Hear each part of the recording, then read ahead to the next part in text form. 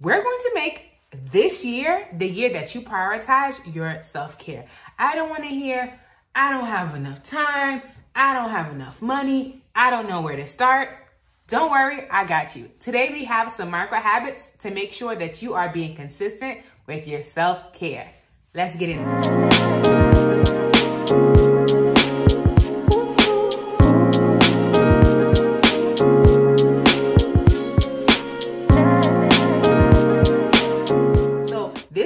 That we don't have enough time for self-care, it's really a limiting belief. It's a belief that I think holds a lot of us back from consistently practicing self-care. And I love self-care because you need to get in the habit of prioritizing yourself. So many things fall into line when you prioritize yourself, right? So we have some micro habits to make sure that we are thinking of small things that we can do every day to prioritize ourselves. The first micro habit is to activate your sense of smell. Jessica, what do I mean by that? So activating your sense of smell can be anything where you are activating that fifth sense. So whether that looks like lighting a candle, using a diffuser, a reed diffuser, putting some essential oils in your shower so that you smell the scent, having a signature fragrance for each room in your house, right? That can look different. The reason why activating your sense of smell is a micro habit is because think about the power of aromatherapy. Think about like how good you feel when you smell something good. It's like, right? Like you feel relaxed, right? So think about the laundry smell. Whenever you smell like a nice candle, it's like it instantly puts you at ease, right? And that's why that's a great micro habit. It's something super small that you can do. And you can start it anywhere. If you're a candle girl, light a candle. If you're an oil girl, do your thing, right? It's something small, but activating that sense of smell instantly puts you at ease. Next, check in with yourself. So what does that even mean, right? Checking in with yourself looks like asking yourself, how am I feeling right now? What is it that I need? And I know that might sound crazy, but if you think about it, as women, we're constantly asking other people, what do you need? How can I help you? We're asking our family, our children, our significant others, our coworkers, and we don't always ask ourselves that. We don't always prioritize ourselves by thinking about what do we need. So another micro habit is just to get in the habit of feeling like, what is it that I need right now? What do I need? How am I feeling, right? The more you check in with yourself, the more you're able to give yourself those nuggets of self-care, right? If you're feeling tired, all right, cool. I'm going to go take a power nap. I'm going to take a cat nap. If you're feeling like, you feel spontaneous, that you can book like maybe a solo date, right? The more you ask yourself, the more you check in with yourself, the more you're able to give yourself those moment by moment needs, and you're really able to prioritize your wellness. I talk more about the idea of checking in with yourself in my video, proactive versus reactive self-care. So if that's something that you would like to watch as well, I'll have it linked below. Journal. So I'm a modern day Moesha. I've mentioned this on several of my videos already, but there's so much power in journaling. We don't realize how many thoughts we have in our brain until we actually write them down, right? Sometimes we have so many different ideas and we don't realize it until we actually stop and write it down. And journaling is great for so many different reasons. It's therapeutic, right? It helps you just get out all of your ideas. It helps you goal set. If there are goals that you want to set for the future, it helps you set them, right? If you're trying to process a moment, maybe like a conflict, it helps you process, right? It helps you be creative, right? And the thing about journaling is you can scale it up, you can scale it down. You can write in like a journal, right? Like a notebook that you have. You can write on Post-its. You can write in like a fancy journal. It's up to you. But the idea of putting your ideas down on paper is what's most impactful.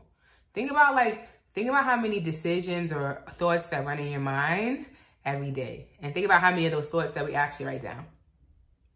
Right? So the more you write it down, the more you get in the habit of tracking your thought process, and the more you get in the habit of thinking how to prioritize yourself. Unplug. So we live in an age where it's assumed that everyone is just available all the time. Everyone is available with a click of a button, right? And no, we need to start scaling that back. It's impossible for you to always be available. And it's also not good for your mental health to always be available, right? So when I say unplug, that can look different. That can look like having an hour to yourself, or, you know, mornings where you don't respond to any emails, you don't respond to any text messages until you've focused on yourself and you've gotten in the right headspace. That can look like only using your phone for social media for a couple of hours, right? That can look like after a certain time, you have like a phone curfew, like after 10 o'clock, no more social media, right? So I want you to think about, what does it look like for you to unplug, right? Does unplugging look like not looking at the group chats, not looking at your phone until you've had your coffee, until you've had your breakfast, right? Does that look like for you, if you have a busy job, maybe having a lunch break where you are by yourself, you are calming down, you're not responding to anybody, right? What does that look like for you? Gratitude. So what does gratitude have to do with self-care? How does this allow me to prioritize myself?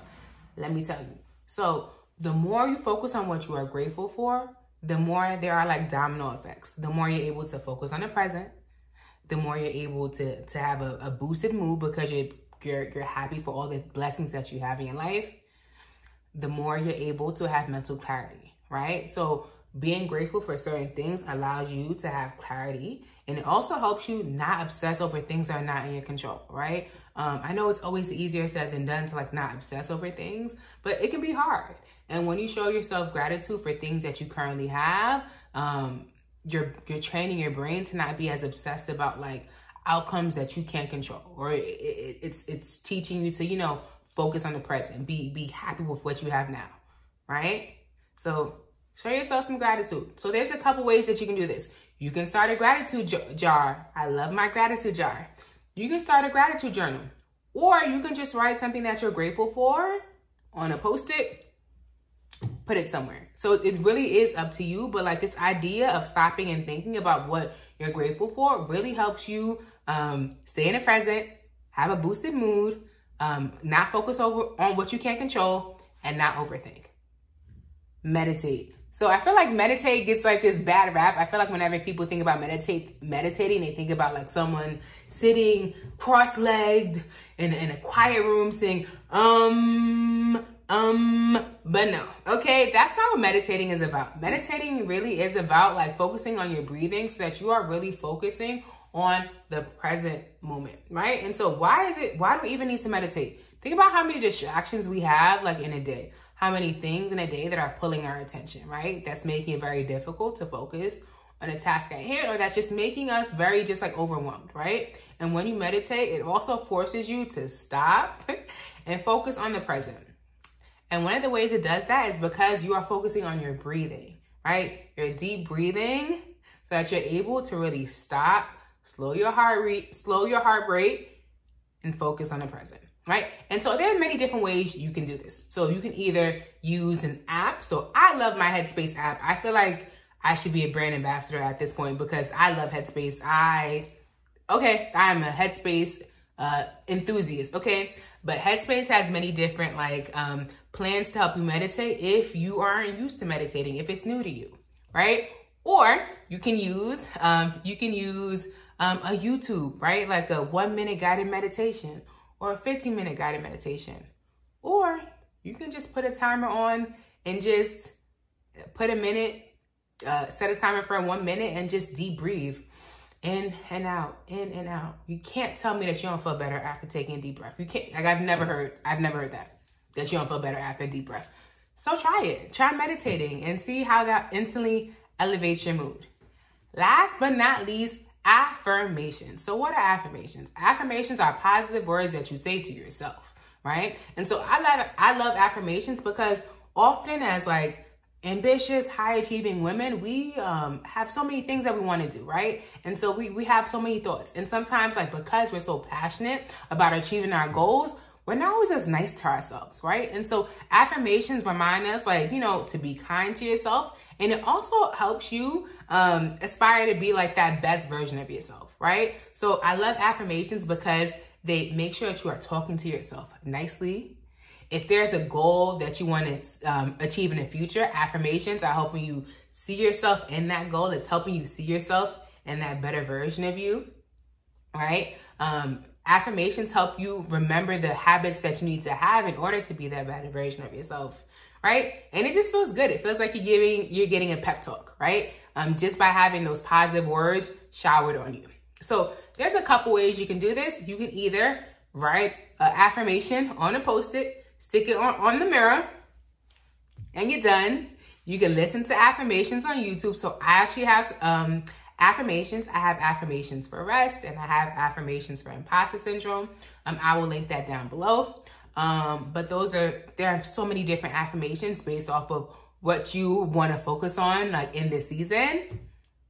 Or you can just make your own. So if you have, I feel like every phone has like a recording app. You can record yourself saying affirmations and play it to yourself whenever you feel like you need to give yourself a pep talk. I do it all the time, right? I know that sometimes I'm not always speaking to myself kindly, so then I need my affirmations to remind me like, hey, you need to be nice to yourself, girl. Like, you can't just be saying all types of crazy stuff. Like, be nice to yourself, because if not you, who? Okay. All right, so these were micro habits to make sure you are prioritizing your self-care. So I want to hear from you in the comments, which micro habit do you want to practice more? Or which micro habit do you feel like, oh, I haven't thought about that, but like I should start incorporating that to make sure that I'm being more consistent with my self-care. Also, I mentioned proactive and reactive self-care. I also mentioned different affirmations, and that is going to be linked down below so that you're able to see those videos as well. And last but not least, if you want to center yourself, if you want to prioritize yourself this month, I also link my self-love challenge below. And the month of February is all about love. It's all about pouring into ourselves. So I linked that challenge below. If you would like to join, feel free. It is free. So please make sure you're joining, and you'll get the PDF so that you know what self-care activity to do each day in the month of February, so that you are prioritizing yourself. If you stayed this long, we are family, so just join and subscribe. All right, I promise I'm nice, and I promise that I will always give you tips on self-care, fashion, beauty, and soft life. Okay, so have a beautiful day. I'll catch you next time.